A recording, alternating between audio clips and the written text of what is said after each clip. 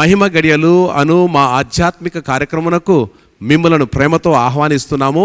ఈ కార్యక్రమం ద్వారా మీరు స్వస్థత, విడుదల, రక్షణ పొందుతున్నారని విని మీతో కూడా కలిసి ఆనందిస్తూ ఉన్నాము.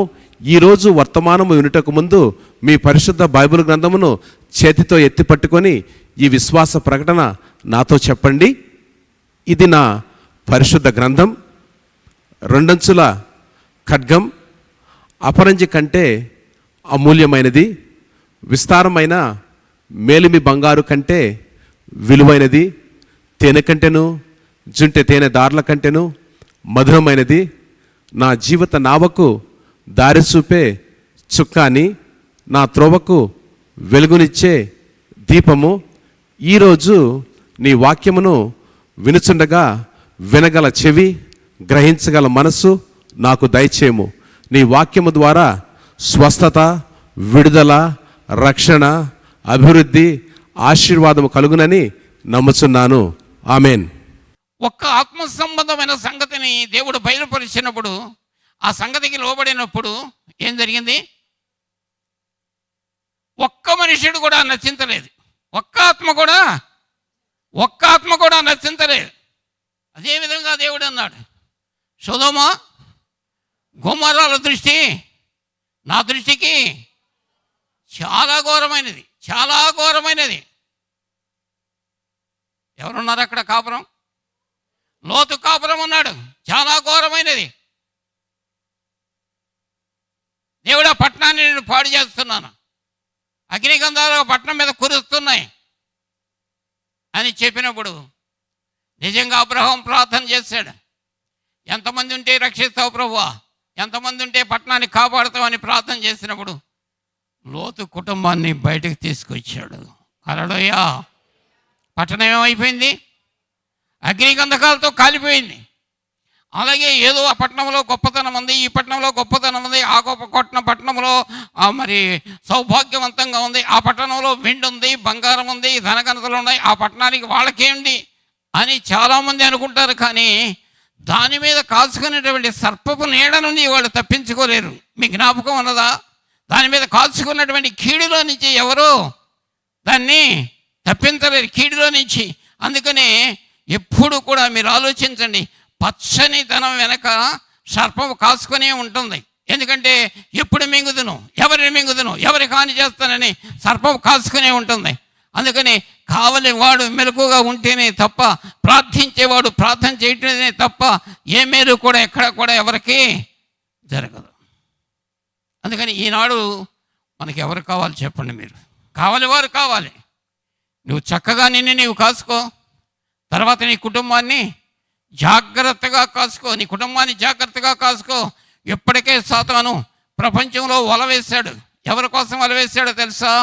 శత్రువుల కోసం కాదు, క్రీస్తు నామములో ప్రార్థన చేసే భక్తుల కోసం వల వేశాడు. వాడు ప్రార్థన చేసే భక్తులను ఎలాగైనా సరే లోకములోకి లాగివేయాలని, భక్తులను ఎలాగైనా సరే దురాశలోకి తీసుకుని వెళ్ళాలని, భక్తులను ఎలాగైనా సరే వారి జీవితాలను పాడు చేయాలని వల వేసిండాడు. అందుట్లో మొదటిగా మనం ఆలోచిస్తే సాతానుడు యవనస్తుల మీద బలంగా పనిచేస్తున్నాడు.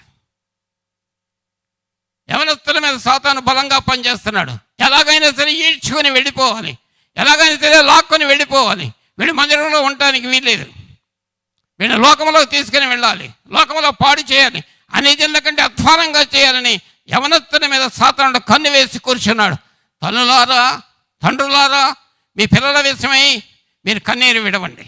ఆత్మ సంబంధాలు కాకపోతే, దైవ సంబంధాలు కాకపోతే ఏ శక్తి మన పిల్లలను కాయలేదు, ఏ బలం మన విద్య కాయలేదు, మన డబ్బు కాయలేదు, మనకున్న ఐశ్వర్యం కాయలేదు, మనకున్న బలము ఏది కూడా మన పిల్లలను కాయగలని శక్తి దేనికి కూడా లేదు. కాయగలని శక్తి ఎవరికి ఉందంటే, కావలి వారు ఉంటే, నమ్మకమైన కావలి వారు ఉంటే, వాళ్ళు ప్రార్థన చేస్తేనే కాపుదల దేవుడు ఇస్తాడు. కానీ ఎవరో ఇవ్వలేరు. అందుకని దేన్ని చూసి మురిసిపోవద్దు, దేన్ని చూసి సంతోషించవద్దు. బిడ్డల్లో ఆత్మ సంబంధం ఏందుందా? భక్తి పదం అన్నదా? దేవుని వాక్యంలో పెరుగుతున్నారా? దేవుని సత్యంలో పెరుగుతున్నారా? దేవుని వాక్య ప్రకారం జీవిస్తున్నారా? దేవుని వాక్య ప్రకారం జీవిస్తే దేవుడే వారికి తోడు. ఆమేన్. హల్లెలూయా. యాకోబు తన దేశాన్ని విడిచి వెళ్ళిపోతున్నాడు. తప్పు చేసిన మాట నిజమే, లోపం కలిగిన మాట నిజమే. తన దేశాన్ని విడిచిపెడుతున్నాడు. విడిచి వెళ్ళిపోతున్నప్పుడు అతడు రాత్రి భయపడి బిక్కుమంట, పిలిస్తే తండ్రి లేడు, పిలిస్తే తల్లి లేదు, పిలిస్తే సోదరులు లేరు, ఎవరు లేరు. నిశ్చిత రాత్రి భయపడి ప్రార్థన చేసుకుంటున్నాడు. భయపడి ప్రార్థన చేసుకుంటుంటే దేవుడు అన్నాడు యాకోబుతో, నేనున్నాను, నీకు తోడుగా ఉంటాను. హల్లెలూయా. ఎంత చక్కని వాక్కు ఇచ్చాడు తెలుసా? అలాంటి వాక్కు మన పిల్లలు పొందగలుగుతున్నారా? ఒకవేళ దేవుని దగ్గర నుంచి స్వచ్ఛమైన వాక్కు మన పిల్లలకు వస్తాయిందా? అటువంటి వాగ్దానం ఏదైనా సరే మన పిల్లలు దేవుని దగ్గర నుంచి పొందగలుగుతున్నారా? తరం వెంట తరము భక్తిహీనతలోకి వెళ్ళటం కాదు, తరం వెంట తరము ఎలా వెళ్ళాలి? భక్తి పదములకు పెరగాలి. మీరు బాగా భక్తి చేశారనుకోండి, మీ తర్వాత మీ పిల్లలు మరింత భక్తి పరులు, ఆ తర్వాత మీ పిల్లలు మరింత భక్తి పరంలోకి వెళ్ళాలి. కానీ ఇప్పుడు ఎలా ఉందో తెలుసా? తరం వెంట తరం ఏమైపోతుంది? లోకం భక్తిహీనతలకు వెళ్ళిపోతుంది, అందసందాలను ప్రేమిస్తుంది. మనుషులు లోకాన్ని ప్రేమిస్తున్నారు, లోకంలో ఆడంబరాలను ప్రేమిస్తున్నారు, లోకంలో కంటుకు కనబడి జిగేలమనే వాటిని ప్రేమిస్తున్నారు, ప్రేమించి జీవితాలని పాడు చేసుకుంటున్నారు. అందుకని ప్రియ దేవుని బిడ్డలారా, మీ ఇంటిని మొట్టమొదటి నువ్వు జాగ్రత్తగా కాసు. ఆ సంఘం మంచిది కదండి, ఆ పాస్టర్ గారు మంచివాడు కదండి అని అనొద్దు. నీ ఇంటిని నువ్వే కాసుకోలేకపోతున్నావు కదా. పాస్టర్ గారు ఎన్నిళ్ళు కాస్తాడు? సంఘం ఎంతమంది గురించి ప్రార్థన చేస్తుంది?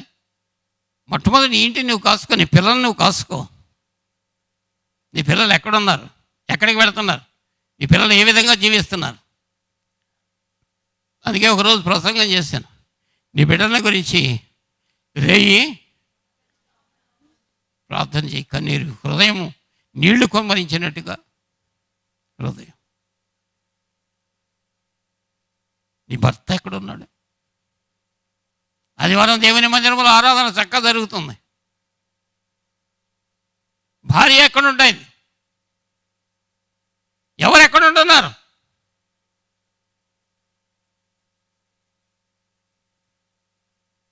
అయితే దేవుని మందిరంలో దేవుని సన్నిధిలో కనబడకపోతే సాతాను చేతులు పడిపోయినట్లే, సాతాను చేతులు పడిపోయినట్టే. చాలామంది అంటారు, మా అబ్బాయి చాలా మంచిదండి, మా అమ్మాయి చాలా మంచిదండి, అసలు మా పిల్లలంటి పిల్లలు ఎవరు లేరు. మంచిది, చాలా సంతోషం. ఆ సర్టిఫికెట్ మనం ఇచ్చుకుంటే కాదు కానీ ఎవరు ఇవ్వాలి? దేవుడు ఇవ్వాలి. సర్టిఫికెట్ దేవుడు ఇవ్వాలి, దేవుడు ఇవ్వాలి. అని ఏం చేస్తారు తెలుసా? మా అబ్బాయి మందిరం రాకపోయినా సరే చాలా జాగ్రత్తగా ఉంటాడండి, చెడ్డ సహవాసాలకు వెళ్ళడండి, లోకంలోకి వెళ్ళడండి, మంచిదే. కానీ దేవుని ప్రభావం నీ బిడ్డల్లో లేకపోతే సైతాను ప్రభావం నీ బిడ్డలను ఊరక ఎత్తుకొని వెళ్ళిపోతుంది. అందుకని జీవితం ఎప్పుడూ కూడా దేవుని దృష్టికి బలంగా శక్తివంతులై దేవుని దృష్టికి నమ్మకస్తులుగా మనం ఉన్నట్లయితే దేవుడు ఏం చేస్తాడో తెలుసా? నహూము గ్రంథంలో 3వ అధ్యాయం 1వ వచనము, నరహత్య చేసిన పట్టణమా, నీకు శ్రమ, అది ఎడతెగక ఎరపట్టుకొనుచు మోసముతోనూ బలాత్కారముతోనూ నిండి ఉన్నది. అమ్మా, పట్టణం అంతా దేంతో నిండిపోయిందండి? మోసముతోనూ బలాత్కారంతో నిండిపోయింది, మోసంతో నిండిపోయింది, దౌర్జన్యంతో నిండిపోయింది. పట్టణంలో ఎక్కడ చూసినా రక్తపాతమే, పట్టణంలో ఎక్కడ చూసినా చెడుతనమే, పట్టణంలో ఎక్కడ చూసినా సరే దుష్టత్వమే. ఇది నోహో పావురమును విడిచిపెట్టినప్పుడు దేశం అంతా తిరిగింది, దానికంట ఏం దొరకలా? పాదం మోపే చోటు దొరకలేదండి దానికి. అలాగే దేవుని పాదం పెట్టడానికి కూడా అవకాశం లేనంత దుష్టత్వంలోకి చెడుతనంలోకి వెళ్ళిపోయింది. అలా అనేకమైన పట్టణాలు ఈ రోజుల్లో, ఈ దినాల్లో అనేక పట్టణాలు ఎలా ఉన్నాయో చెప్పండి? అలాగే ఉన్నాయి. నరహత్య, వ్యభిచారం, ఆత్మహత్యలు, రకరకాలైనటువంటి భయంకరమైనటువంటి దుస్థితులకు పట్టణాలు వెళ్ళిపోతున్నాయి. ఈ పట్టణాలకు వెళ్ళిపోతున్నప్పుడు మనం చేయవలసిన పని ఏంటి? మన బాధ్యత ఏంటి? మన పట్టణాల గురించి ప్రార్థన చేయాలి, మన కుటుంబాల గురించి ప్రార్థన చేయాలి. మరీ ముఖ్యంగా అత్యంత ప్రార్థన చేయవలసింది దేనికోసం? ఎవరి కోసం? సంఘమును గురించి ప్రార్థన చేయండి. మీ ప్రార్థన ప్రాకారంగా ఉండాలి సంఘానికి. మీ విగ్రహం కోట కోటగా ఉండాలి సంఘానికి. మీ ప్రార్థన సంఘానికి, పట్టణానికి కూడా కోట కోటగా ఉండాలి, ప్రాకారంగా ఉండాలి. ప్రాకారం దాటి, సరిహద్దులను దాటి సాతాను లోపలికి రాలేడు. అందుకని ప్రియ దేవుని బిడ్డలారా, దేవుని వచనంలో మనం ఆలోచించి చూస్తే మనకేం కనపడుతుంది? అదే అంటాడు కదా, యెహోవా పట్టణమును కాపాడకపోతే కావలివాడు మేలుకొనుట వ్యర్థమే. యెహోవా కాపలా కాయాలి. అలాంటి కావలి వారు కావాలి, అలాంటి పట్టణాన్ని కాసేవాళ్ళు కావాలి, సంఘాన్ని కాసేవాళ్ళు కావాలి. అందుకని ఆ దర్శనము, దూరదృష్టి దర్శనము, దేవుని దర్శనం లేకపోతే మనం సంఘమును కాయలేము. దర్శనం లేకపోతే మీ పిల్లలను మీరు కాసుకోలేరు, మీ కుటుంబాలను మీరు కాసుకోలేరు, నీ సంఘాన్ని నువ్వు కాసుకోలేవు, ఆత్మను రక్షించుకోలేవు. దేవుని సంఘములో సైతాను తిష్ట వేసి కూర్చుంటుంది. అందుకని ప్రియ దేవుని బిడ్డలారా, ఎలా ఉండాలంటే సంఘంలో ఉన్నటువంటి కావలి వారందరూ కూడా మెళకువ కలిగి ఉండాలి. ఏ మెళకువ? నేను నిద్రించిదినే కానీ నా ఆత్మ ఎలీషా దగ్గర గేహజీ ఉన్నాడు. ఎక్కడికి వెళ్ళావు బాబు అన్నాడు. ఎక్కడికి వెళ్ళావంటే, అయ్యగారు మీ దగ్గరే ఉన్నాను, మీ పక్కనే ఉన్నాను.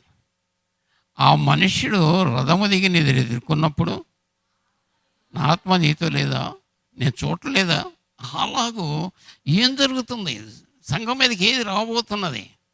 సంఘంలో ఏ దురాత్మ ప్రవేశం చేయబోతున్నది? సంఘంలో అనైక్యతగా దారి చేసే మరి ఆత్మ సంబంధమైన దానికి అడ్డుగా నిలబడి ఐక్యతను దెబ్బకొట్టేటటువంటి మనుషులు ఎవరైనా ఉన్నారా? ఐక్యతను పాడు చేసేవాళ్ళు ఎవరైనా ఉన్నారా? క్రూరమైన తోడేళ్ళు అంటే వాళ్ళే క్రూరమైన తోడేళ్ళు వాళ్ళే. అంతేకాదు, పేతురు భక్తుడు అంటాడు, 2 పేతురు పత్రిక 2వ అధ్యాయం దగ్గర నుంచి చదువు. మరియు అబద్ధ ప్రవక్తలు ప్రజలలో ఉండిరి. ఎవరున్నారండి? ఊరిక టీవీ దగ్గర కూర్చొని ఏదో బోధిందాము, ఏదో పాటలు విందామని కూర్చోవద్దు మీరు. అది ఆత్మ సంబంధం అయితే వినండి, అది పరిశుద్ధాత్మ పూర్ణతతో కూడింది అయితే వినండి. ఎందుకో తెలుసా? ఆకర్షణీయమైన బోధలు చాలా వచ్చినాయి, ఆకర్షణీయమైన పద్ధతులు ప్రపంచంలో ఎన్నో వచ్చేసినాయి, ఇప్పటికే వచ్చేసినప్పుడు నీవు దాన్ని ఆలోచించాలి. ఇది ఆత్మ సంబంధమైందా? అబద్ధ బోధకులు ప్రజల్లో ఉండిరి, అటువలనే మీలోనూ అబద్ధ బోధకులు ఉందరు. సంఘానికి ప్రమాదం ఎక్కడుందో చెప్పండి. అబద్ధ బోధకులు ఉన్నారు మీలో, జాగ్రత్త. దేవునికి స్తోత్రం. ఉన్నది ఉన్నట్టు కాకుండా దేవునికి స్తోత్రం, లేఖనాన్ని పెంతెకోస్తు దినమందు అపోస్తలులకు ఇచ్చినటువంటి ఒకే ఒక బోధ అయినటువంటి ఈ పరిశుద్ధాత్మ బోధ తప్ప ఈ ప్రపంచంలో రెండో బోధ అయితే అదే అంటున్నాడు పౌలు గారు. ఏమన్నాడో తెలుసా? ఒకవేళ పరలోకం నుంచి దేవదూత దిగి వచ్చి ఒక మాట మీరు చెప్పినా సరే నమ్మవద్దు. ఏది నమ్మాలి? పరిశుద్ధులకు ఒక్కసారే అప్పగించబడిన బోధ. అందుకని ఎక్కడ దుర్బోధ ఉందో చూడండి. సహోదరులు ఒకరితో ఒకరు సహవాసం చేస్తున్నప్పుడు ఎక్కడ దుర్బోధ ఉందో చూడండి. దుర్బోధన చూసి ఆ దుర్బోధన ఖండించండి. ఇంకా తర్వాత చదువమ్మా. వీరు తమ్మును కొనిన ప్రభువును కూడా విసర్జించుచు తమకు తామే శీఘ్రముగా నాశనము కలుగజేసుకొనుచు. ఏంటండి?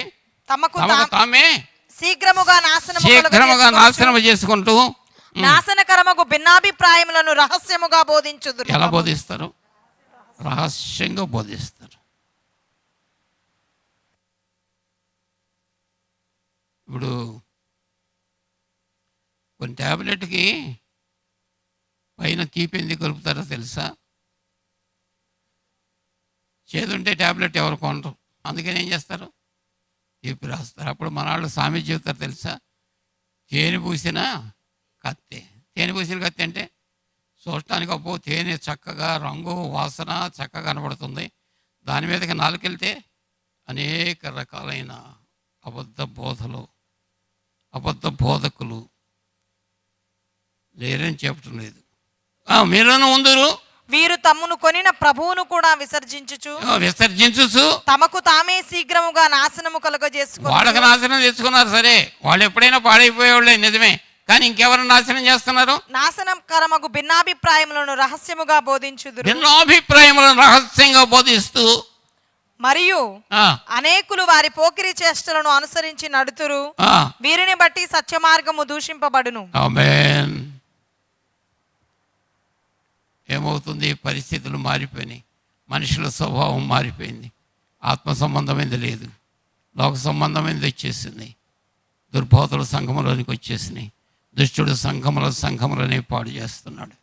దైవ బిడ్డలారా, దేవుని వాక్యమును వింటున్న వాళ్ళారా, మన మీద ఉన్న బాధ్యత మన కుటుంబాన్ని చక్కగా కాసుకోవాలి.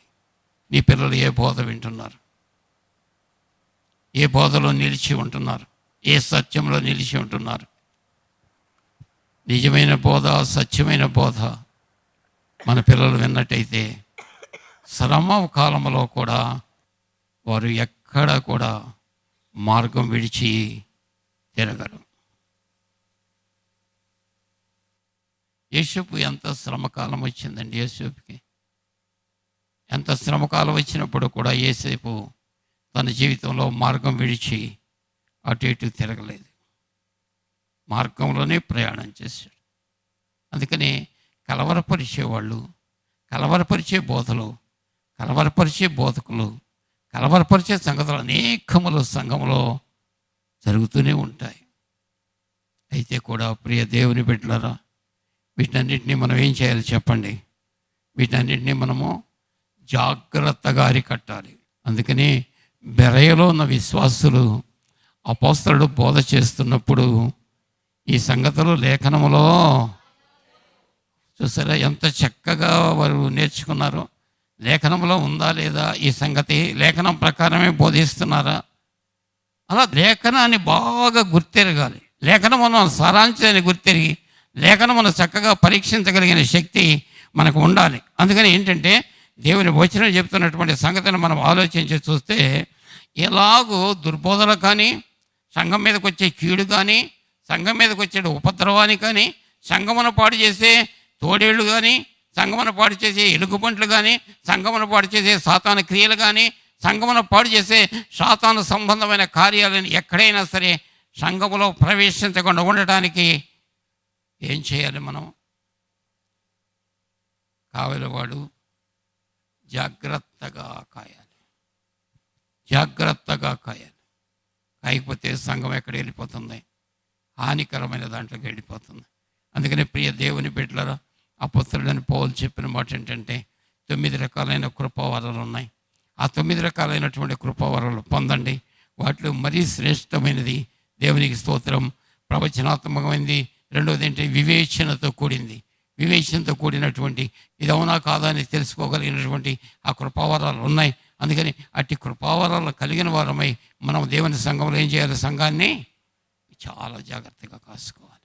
ప్రకటన గ్రంథం 2వ అధ్యాయంలో ఒక మాట, 7 నక్షత్రములు తన కుడి చేత పట్టుకొని 7 దీపస్తంభముల మధ్య సంచరించువాడు చెప్పు సంగతులేమనగా, నీ క్రియలను, నీ కష్టమును, నీ సహనమును నేను ఎరుగుదును. నీవు దుష్టులను సహింపలేవనియు అపోస్తలుడు కాకయే తాము అపోస్తలులమని చెప్పుకొని వారిని పరీక్షించి, అపోస్తలులు కాకయే తను అపోస్తలులని చెప్పుకొని వారిని పరీక్షించి, వారు అబద్ధికులని నీవు కనుగొంటివనియు, వారి అబద్ధికులని నువ్వు కనుగొంటివనియు, నీవు సహనము కలిగి నా నామము నిమిత్తము భారము భరించి అలయలేదనియు, నేను నా నామము నిమిత్తమై భారం భరించి ఏమాత్రమో అలయలేదు. సంఘాన్ని గురించి ఎంత చక్కని వర్తమానం ఇచ్చాడో చూసారా. అపోస్తలులు కాని వారిని ఏం చేశారు? వాళ్ళు గుర్తించారు. అది ఆ ఆత్మ సంబంధమైన బోధ, ఆత్మ సంబంధమైనటువంటిదా కాదా? దాన్ని మనం పరీక్ష చేసుకోవాలి. అలా పరీక్ష చేసుకొని ఆత్మ సంబంధమైన దాన్ని మనం చేర్చుకోవాలి. ఆత్మ సంబంధమైన దాన్ని కానీ ఏం చేయాలి? మగవాడడం చూపించదు. ఎంత గొప్పవాడైనా మగవాడడం చూపించదు, ఎంత ఘనులైనా మగవాడడం చూపించదు. ఎందుకంటే నశించిన ఆత్మను ప్రభువు వెతికి రక్షించాడు. మళ్ళీ తిరిగి సాతాను చేతిలోకి వెళితే పరలోక రాజ్యంలో మనము ప్రవేశించలేము. అందుకని మనం ప్రతి దాంట్లో కూడా ఎలా ఉండాలంటే మెలకువగా ఉండండి. అందుకని అపోస్తలుడైన పౌలు చాలా చోట్ల రాస్తాడు. ఏమని రాస్తాడు? మెలకువ కలిగి ఉండండి, పట్టుదలగా ఉండండి, ప్రార్థనా పరులుగా ఉండండి, దేవునికి స్తోత్రం ఆసక్తితో ప్రార్థన చేయండి, విశ్వాసంతో ప్రార్థన చేయండి అని అనేక రకాలైన వచనాలు అపోస్తలుడైన పౌలు మనకు తెలియజెప్పిన మాట నిజమే. అందుకని ప్రియ దేవుని బిడ్డలారా, ఎవరికి వారే మిమ్మల్ని మీరు కాసుకోండి. రెండవది, మీ కుటుంబాన్ని చక్కగా కాసుకోండి. నీ బిడ్డల గురించి ప్రార్థన చేయి. నీ బిడ్డలు ఎక్కడున్నారు? తప్పు త్రోవలో ఉన్నారా, సరైన త్రోవలో ఉన్నారా, నీ బిడ్డలు ఎలా నడుస్తున్నారు, నీ బిడ్డలు ఏ త్రోవలో ఉన్నారు, నీ బిడ్డలు ఎక్కడికి వెళ్ళి వస్తున్నారు, నిన్ను నీవు పరీక్ష చేసుకో. ఎందుకంటే నీ బిడ్డలను నువ్వు కనడం మాత్రమే కాదు, ప్రియమైన దేవుని బిడ్డలరా, నీ బిడ్డలను దేవుని చేతికి అప్పగించవలసిన బాధ్యత నీకున్నది. దేవుని చేతికి అప్పగించి ఆ బిడ్డలను దేవుడు గొప్పవాళ్ళుగా చేస్తాడు. అంతేకాకుండా సంఘం విషయంలో కూడా క్రీస్తు రక్తం చేత కడగబడిన సంఘము, అపొస్తలుడైన పౌలు మరి అపొస్తల కార్యంలో చెప్పినట్టుగా, నేను వెళ్ళిన తర్వాత క్రూరమైన తోడేళ్ళు మీ మధ్యలోకి వస్తాయి, వాటిని కనికరించాడు అని చెప్పినట్టుగా, అలాగూ మన జీవితంలో మన సంఘం విషయంలో కూడా మనం చాలా జాగ్రత్తగా ఉండాలి, చాలా జాగ్రత్తగా ఉండాలి. అందుకని నేను కావలి వాళ్ళ ఆ సంఘానికి, కావలి వాళ్ళే మీరందరూ కావలి వాళ్ళే. సంఘాన్ని కాయవలసిన బాధ్యత మీకున్నది, ఆత్మ సంబంధంగా నడిపించవలసిన బాధ్యత మీకున్నది. కావలి వారే, అదే దేవుని వచనం చెబుతుంది. అందుకని మరి ముఖ్యంగా మీరు ఎవరికి వారే, నేను బాధ్యత తీసుకుంటాను, నా కుటుంబం విషయమై నేను బాధ్యత తీసుకుంటాను, సంఘం విషయంలో నేను బాధ్యత తీసుకుంటాను, సంఘానికి నేను కావలి వారుగా ఉంటాను, సంఘం విషయంలో ప్రార్థన చేస్తాను, సంఘం విషయంలో ఉపవాసం చేస్తాను, సంఘం విషయంలో కన్నీరు విడిచి ప్రార్థన చేస్తాను, సంఘంలో ఏ దుష్టుడు రాకుండా పరిశుద్ధాత్మ ద్వారా నేను ఆ సంఘము చుట్టూ కూడా కంచె ఏర్పాటు చేస్తానని ప్రబలమైనటువంటి అధికమైన భక్తిపరులైన బిడ్డలు కావాలి. అలాంటి బిడ్డలుంటే ఈ సంఘం ఏమవుతుంది? క్షేమంగా ఉంటుంది, క్షేమంగా ఉంటుంది. ప్రకటన గ్రంథంలో ఏమన్నారు? అపోస్తలులు కాని వారిని మీరు చాలా జాగ్రత్తగా పట్టుకున్నారు, వారి బోధనలను ఖండించారు, వారిని త్రోసివేశారు, మిమ్మల్ని మీరు కాపాడుకున్నారు. హల్లెలూయా, ప్రైజ్ గాడ్, హల్లెలూయా. అందుకని ప్రియ దేవుని బిడ్డలారా, ఎవరికి వాళ్ళే ఎవరి పక్షాన దేవుని పక్షాన నుండి మనకు కలిగిన దాన్ని మనం ఏం చేయాలి? కాపాడుకోండి, ప్రార్థన చేసుకొని కాపాడుకోండి. కాపాడుకోకపోతే చెయ్యి దాటిపోయిందంటే ఏమైపోతుందండి? ఎలీషా శిష్యులు గొడ్డలు పట్టుకెళ్ళారు చెట్లు నరకడానికి, జారిపోయింది, ఎక్కడ పడిపోయింది? అంతే పిల్లలు కూడా అంతే, ఎక్కడో పడిపోతారు, ఎక్కడో జారిపోతారు. ఎన్నుండాకని క్రీస్తు యొక్క భక్తి, క్రీస్తు యొక్క శక్తి లేకపోతే ఈ లోకంలో ఏ మనుషుడు వర్తిల్లలేడు. అందుకనే మనము దేవునితో సహవాసం చేస్తున్నప్పుడు అలాంటి శ్రేష్టమైన భక్తిని మనం చేయవలసిన వారంగా ఉన్నాం.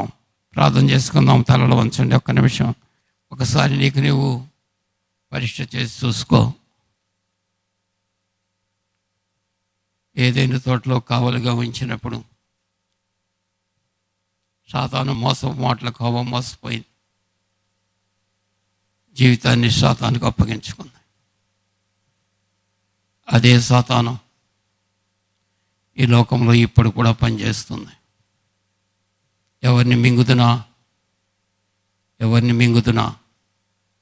అని గర్జించే సింహంలాగా తిరుగుతుంది.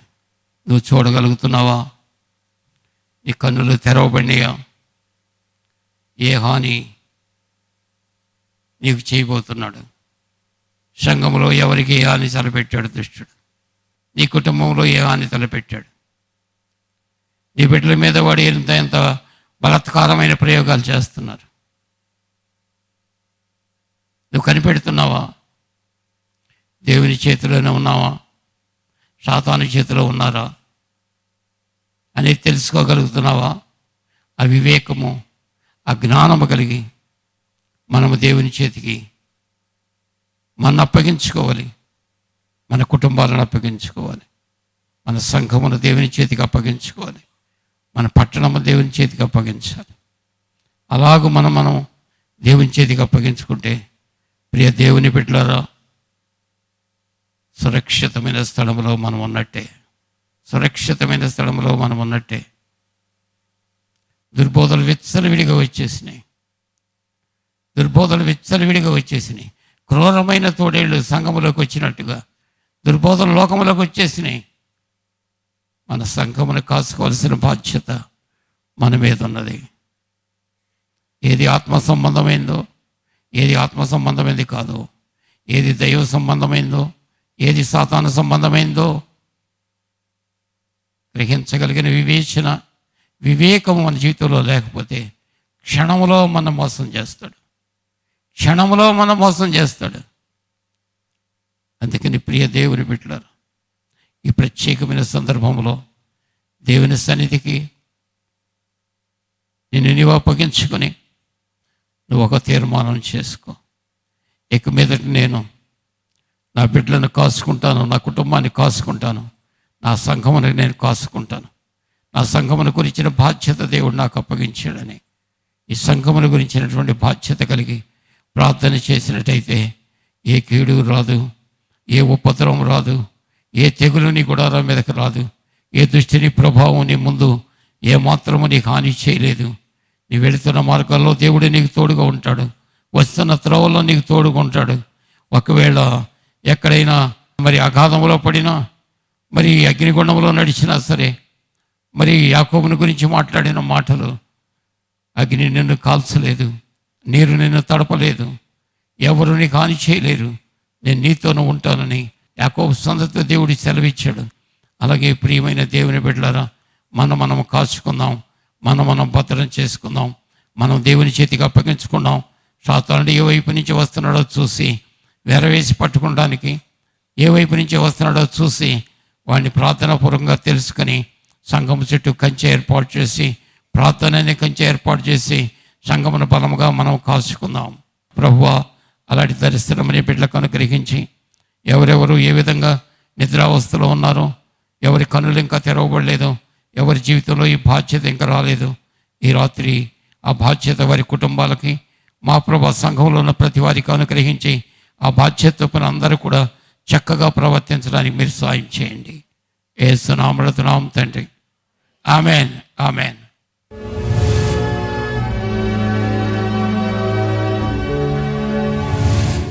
ఆదివారం దేవుడు పునరుద్ధానుడే తిరిగి లేచిందేనో మన ఇళ్లల్లో ఉండి ప్రార్థన చేసుకోవచ్చు అని చాలామంది అనుకుంటారు. కానీ కాదు, దేవుడు సంఘము సహవాసము దేవుడు ఏర్పాటు చేశాడు, సేవకులను ఏర్పాటు చేశాడు. జీవము కలిగిన దేవుడు తన మందిరంలో నా జనుల మధ్యలో నేను సంచరిస్తాను, దర్శిస్తాను, మాట్లాడతాను, వారి భారాలు తీసుకుంటాను, కాడి సులువు చేస్తానని చెప్పింది దేవుడు. నిజంగా తను మన కొరకు కనిపెడతా ఉంటాడు. తన ప్రజల కోసం మనం వచ్చినప్పుడు ఒక్కొక్కరిని దర్శిస్తారు. సమాజంగా కూడి ఆరాధన చేసినప్పుడు దేవుడు సన్నిధి మన మధ్యలోనే మందిరంలోనే ఉంటుంది. మనం ఇక్కడికి వచ్చినప్పుడు ఆత్మీయంగా కూడా ఎంతో కట్టబడతాయి జీవితాలు, కుటుంబాలు బలపరచబడతాము. ఆరాధించుకున్నప్పుడు ఎంతో నిజంగా దేవుని దీవెనలు, ఆశీర్వాదాలు ఎన్నో పొందుకుంటాం. ఏది కొదవనేది ఉండదు. మందిరానికి వస్తే ఇళ్లల్లో ఉంటాం కాదు. మా ఆరాధన కార్యక్రమములు ఇంగ్లీషు ఆరాధన ప్రతి ఆదివారము ఉదయము 6:45 జరుగును. తెలుగు ఆరాధన ప్రతి ఆదివారము ఉదయము 8:30 గంటలకు జరుగును. ఉపవాస ప్రార్థన ప్రతి శుక్రవారము సాయంత్రము 6:30 గంటలకు జరుగును. ఆపరేషన్ మాంగూస్ లేక పురుషుల ఉదయకాల ప్రార్థన ప్రతి బుధవారము ఉదయము 5 గంటలకు జరుగును. నైట్ ఆఫ్ మిరకల్స్ ప్రతి నెల 2వ శుక్రవారము సాయంత్రము 6:30 గంటలకు జరుగును. వ్యాపారవేత్తల సమావేశము ప్రతి నెల మొదటి ఆదివారము సాయంత్రము 6 గంటలకు జరుగును. ఈ కార్యక్రమంలో పాల్గొని అనేక మంది దీవించబడుతున్నారు. మీరు కూడా ఈ కార్యక్రమంలో పాల్గొని దేవుని యొక్క ఆశీర్వాదాలు పొందవాలని ప్రేమతో ఆహ్వానిస్తున్నాము. మీ ప్రార్థన అవసరతలు మాకు తెలియచేయండి. మీ కొరకు మా ప్రార్థనా శిఖరములో ప్రత్యేక ప్రార్థనలు చేయబడును. మా ఫోన్ నంబర్స్ 9494767633 మరి ఒక నంబర్ 9494767733. మా అడ్రస్ మెస్సయా ఫెలోషిప్, వందడగల రోడ్, ఆటోనగర్ గేట్, విజయవాడ. మరలా వచ్చే వారం ఇదే రోజున ఇదే సమయాన్న కలుసుకుందాం. దేవుడు మిమ్మల్ని సమృద్ధిగా దీవించుగాక.